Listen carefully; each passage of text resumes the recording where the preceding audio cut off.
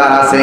এই জন্য আমি প্রায় মাহফিলে একটা কথাই বলি, ভালোবাসার জায়গা মদিনা, ভালো লাগার জায়গা মদিনা। সাউন্ড তুলেন না, হাত তুলেছেন। ভালোবাসার জায়গা মদিনা, ভালো লাগার জায়গা মদিনা, এত সুন্দর জায়গা কোথাও দেখি না, এত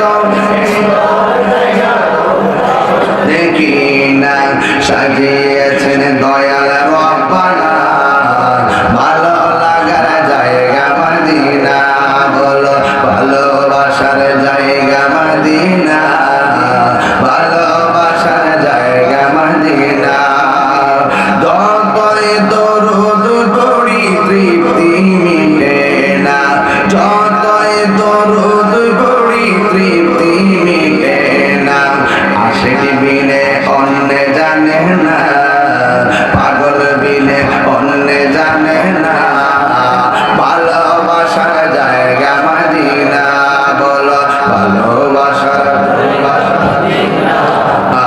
ভালোবাসার জায়গা মদিনা, একদিন কবরে যাব কেউ তো যাবে। সত্য বলতেছি নাকি? বাপের কথা মন নাই? আমার বাপের যদি 5 বছর হয়ে গেছে কবরে ঢুকাই দিয়ে এলাম, আর বাপের সঙ্গে আমরা গেছি, কেমনি বললে গেলাম একদিন কবরে যাব কেউ তো যাবে না, একদিন কবরে যাব কেউ তো যাবে না, যাবে না আমার শাহে মদিনা, যাবে না আমার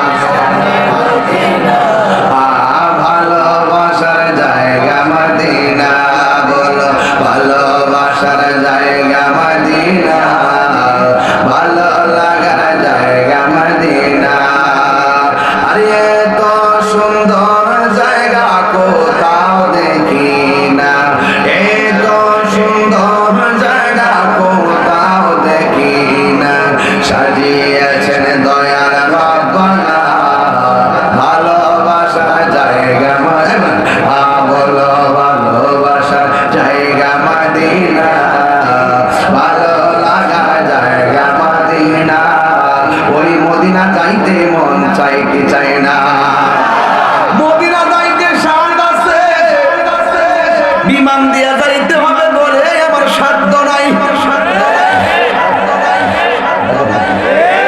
আমার নবীটা জানে কি জানে না?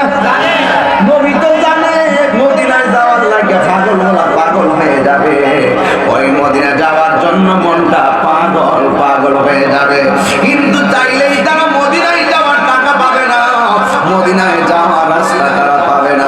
এই জন্য আল্লাহর হাবিব সাল্লাল্লাহু আলাইহি ওয়াসাল্লাম সব উম্মতের জন্য ঘরে ঘরে মক্কা মদিনা বানায় দিয়েছে।